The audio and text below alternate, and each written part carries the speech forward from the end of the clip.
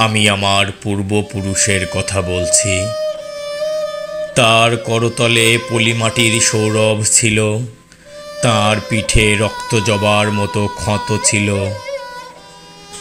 তিনি অতিক্রান্ত পাহাড়ের কথা বলতেন, অরণ্য এবং সাপদের কথা বলতেন, পতিত জমি আবাদের কথা বলতেন। তিনি কবি এবং কবিতার কথা বলতেন। জিহ্বায় উচ্চারিত প্রতিটি সত্য শব্দ কবিতা, কর্ষিত জমির প্রতিটি শস্যদানা কবিতা। যে কবিতা শুনতে জানে না, সে ঝড়ের আর্তনাদ শুনবে। যে কবিতা শুনতে জানে না, সে দিগন্তের অধিকার থেকে বঞ্চিত হবে। যে কবিতা শুনতে জানে না, সে আজন্ম কৃতদাস থেকে যাবে। আমি উচ্চারিত সত্যের মতো স্বপ্নের কথা বলছি, উনুনের আগুনে আলোকিত একটি উজ্জ্বল জানালার কথা বলছি। আমি আমার মায়ের কথা বলছি। তিনি বলতেন, প্রবাহমান নদী যে সাঁতার জানে না তাকেও ভাসিয়ে রাখে। যে কবিতা শুনতে জানে না, সে নদীতে ভাসতে পারে না। যে কবিতা শুনতে জানে না, সে মাছের সঙ্গে খেলা করতে পারে না। যে কবিতা শুনতে জানে না, সে মায়ের কোলে শুয়ে গল্প শুনতে পারে না। আমি কিংবদন্তির কথা বলছি। আমি আমার পূর্বপুরুষের কথা বলছি। আমি বিচলিত স্নেহের কথা বলছি, গর্ভবতী বোনের মৃত্যুর কথা বলছি। আমি আমার ভালোবাসার কথা বলছি। ভালোবাসা দিলে মা মরে যায়, যুদ্ধ আসে ভালোবেসে, মায়ের ছেলেরা চলে যায়। আমি আমার ভাইয়ের কথা বলছি। যে কবিতা শুনতে জানে না, সে সন্তানের জন্য মরতে পারে না। যে কবিতা শুনতে জানে না, সে ভালোবেসে যুদ্ধে যেতে পারে না।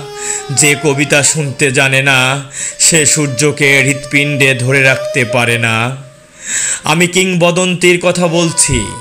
আমি আমার পূর্বপুরুষের কথা বলছি। তার পিঠে রক্ত জবার মতো ক্ষত ছিল, কারণ তিনি কৃতদাস ছিলেন।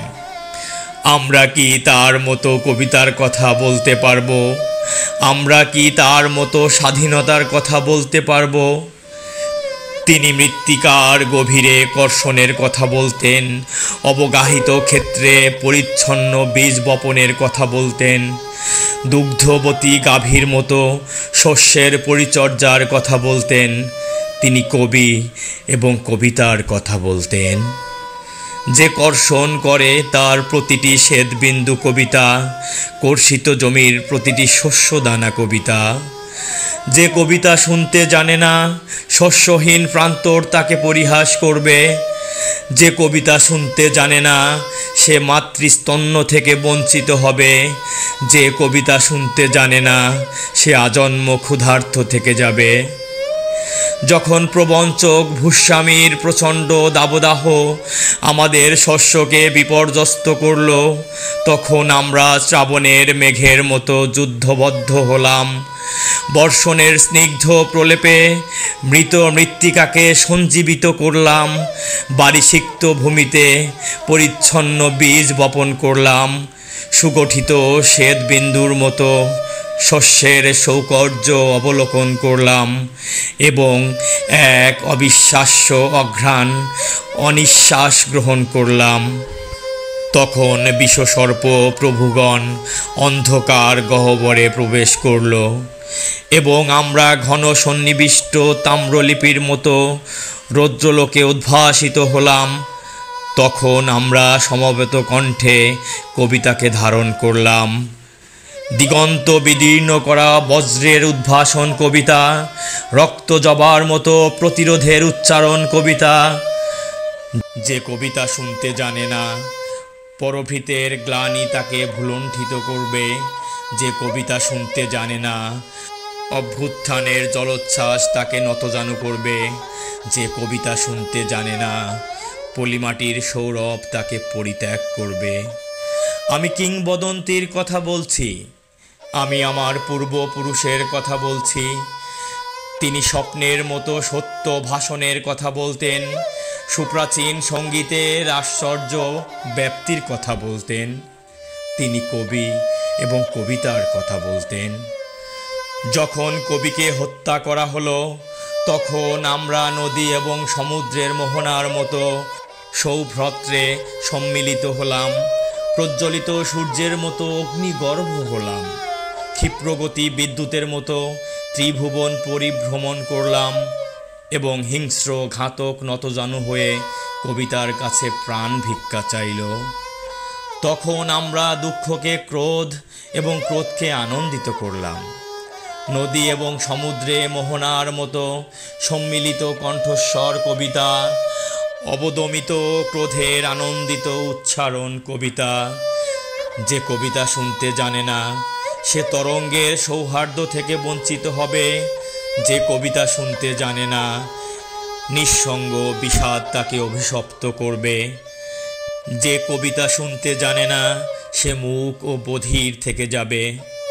আমি কিংবদন্তির কথা বলছি, আমি আমার পূর্বপুরুষের কথা বলছি। তাঁর পিঠে রক্ত জবার মতো ক্ষত ছিল, আমি একগুচ্ছ রক্ত জবার কথা বলছি। আমি জলোচ্ছ্বাসের মতো অভ্যুত্থানের কথা বলছি, উৎক্ষিপ্ত নক্ষত্রের মতো কমলের চোখের কথা বলছি, প্রস্ফুটিত পুষ্পের মতো সহস্র ক্ষতের কথা বলছি। আমি নিরুদ্দিষ্ট সন্তানের জননীর কথা বলছি, আমি বহ্নিমান মৃত্যু এবং স্বাধীনতার কথা বলছি। যখন রাজশক্তি আমাদের আঘাত করল, তখন আমরা প্রাচীন সঙ্গীতের মতো ঋজু এবং সংহত হলাম। পর্বত শৃঙ্গের মতো মহাকাশকে স্পর্শ করলাম, দিক চক্রবালের মতো দীর্ঘ থেকে দীর্ঘতর হলাম এবং শ্বেত সন্ত্রাসকে সমূলে উৎপাটিত করলাম। তখন আমরা নক্ষত্রপুঞ্জের মতো উজ্জ্বল এবং প্রশান্ত হলাম। উৎক্ষিপ্ত নক্ষত্রের প্রস্ফুটিত ক্ষতচিহ্ন কবিতা, স্পর্ধিত মধ্যাহ্নের আলোকিত উন্মোচন কবিতা। যে কবিতা শুনতে জানে না, সে নীলিমাকে স্পর্শ করতে পারে না। যে কবিতা শুনতে জানে না, সে মধ্যাহ্নের প্রত্যয়ে প্রদীপ্ত হতে পারে না। যে কবিতা শুনতে জানে না, সে সন্ত্রাসের প্রতিহত করতে পারে না। আমি কিংবদন্তির কথা বলছি, আমি আমার পূর্বপুরুষের কথা বলছি। আমি শ্রমজীবী মানুষের উদ্বেল অভিযাত্রার কথা বলছি, আদিবাস অরণ্যের অনার্য সংহতির কথা বলছি, শৃঙ্খলিত বৃক্ষের ঊর্ধ্বমুখী অহংকারের কথা বলছি। আমি অতীত এবং সমকালের কথা বলছি। শৃঙ্খলিত বৃক্ষের ঊর্ধ্বমুখী অহংকার কবিতা, আদিবাস অরণ্যের অনার্য সংহতি কবিতা। যে কবিতা শুনতে জানে না, যূথ ভ্রষ্ট বিশৃঙ্খলা তাকে বিপর্যস্ত করবে। যে কবিতা শুনতে জানে না, বিভ্রান্ত অবক্ষয় তাকে দৃষ্টিহীন করবে। যে কবিতা শুনতে জানে না, সে আজন্ম হীনমন্য থেকে যাবে। যখন আমরা নগরীতে প্রবেশ করলাম, তখন চতুর্দিকে ক্ষুধা, নিঃসঙ্গ মৃত্তিকা শস্যহীন, ফলবতী বৃক্ষরাজি নিষ্ফল এবং ভাসমান ভূখণ্ডের মতো ছিন্নমূল মানুষেরা ক্ষুধার্ত। যখন আমরা নগরীতে প্রবেশ করলাম, তখন আদিগন্ত বিশৃঙ্খলা, নিরুদ্দিষ্ট সন্তানের জননী শোক সন্তপ্ত, দীর্ঘদেহী পুত্রগণ বিভ্রান্ত এবং রক্তবর্ণ কমলের মতো বিস্ফোরিত নেত্রদৃষ্টিহীন। তখন আমরা পূর্বপুরুষকে স্মরণ করলাম, প্রপিতামহের বীরত্ব গাথা স্মরণ করলাম, আদিবাসী অরণ্য এবং নতজানু সাপদের কথা স্মরণ করলাম। তখন আমরা পর্বতের মতো অবিচল এবং ধ্রুব নক্ষত্রের মতো স্থির লক্ষ্য হলাম। আমি কিংবদন্তির কথা বলছি, আমি আমার পূর্বপুরুষের কথা বলছি। আমি স্থির লক্ষ্য মানুষের সশস্ত্র অভ্যুত্থানের কথা বলছি। শ্রেণীযুদ্ধের অলিন্দে ইতিহাসের বিচরণের কথা বলছি। আমি ইতিহাস এবং স্বপ্নের কথা বলছি। স্বপ্নের মতো সত্য ভাষণ ইতিহাস, ইতিহাসের আনন্দিত অভিজ্ঞান কবিতা। যে বিনিদ্র সে স্বপ্ন দেখতে পারে না, যে অসুখী সে কবিতা লিখতে পারে না। যে উদ্গত অঙ্কুরের মতো আনন্দিত সে কবি, যে সত্যের মতো স্বপ্ন ভাবি সে কবি। যখন মানুষ মানুষকে ভালোবাসবে তখন প্রত্যেকে কবি। আমি কিংবদন্তির কথা বলছি, আমি আমার পূর্বপুরুষের কথা বলছি, আমি বিচলিত বর্তমান এবং অন্তিম সংগ্রামের কথা বলছি।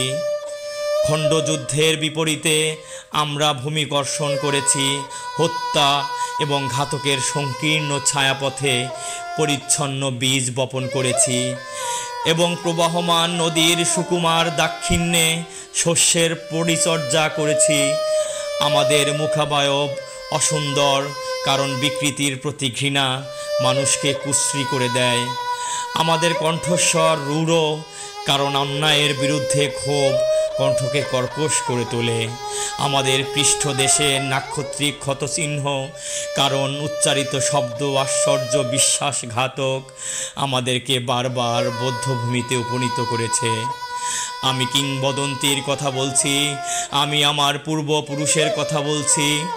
আমার সন্তানেরা, আমি তোমাদের বলছি, যেদিন প্রতিটি উচ্চারিত শব্দ সূর্যের মতো সত্য হবে, সেই ভবিষ্যতের কথা বলছি, সেই ভবিষ্যতের কবিতার কথা বলছি। আমি বিষসর্প প্রভুদের চিরপ্রয়াণের কথা বলছি, দ্বন্দ্ব এবং বিরোধের পরিসমাপ্তির কথা বলছি, সুতির ঘৃণার চূড়ান্ত অবসানের কথা বলছি। আমি সুপুরুষ ভালোবাসার সুকণ্ঠ সঙ্গীতের কথা বলছি। যে কর্ষণ করে শস্যের সম্ভার তাকে সমৃদ্ধ করবে, যে মৎস্য লালন করে প্রবাহমান নদী তাকে পুরস্কৃত করবে, যে গাভীর পরিচর্যা করে জননীর আশীর্বাদ তাকে দীর্ঘায়ু করবে, যে লৌহখণ্ডকে প্রজ্বলিত করে ইস্পাতের তরবারি তাকে সশস্ত্র করবে। দীর্ঘদেহী পুত্রগণ, আমি তোমাদের বলছি, আমি আমার মায়ের কথা বলছি, বোনের মৃত্যুর কথা বলছি, ভাইয়ের যুদ্ধের কথা বলছি, আমি আমার ভালোবাসার কথা বলছি, আমি কবি এবং কবিতার কথা বলছি। সশস্ত্র সুন্দরের অনিবার্য অভ্যুত্থান কবিতা, সুপুরুষ ভালোবাসার সুকণ্ঠ সঙ্গীত কবিতা, জিহ্বায় উচ্চারিত প্রতিটি মুক্ত শব্দ কবিতা, রক্ত জবার মতো প্রতিরোধের উচ্চারণ কবিতা। আমরা কি তার মতো কবিতার কথা বলতে পারবো? আমরা কি তার মতো স্বাধীনতার কথা বলতে পারবো?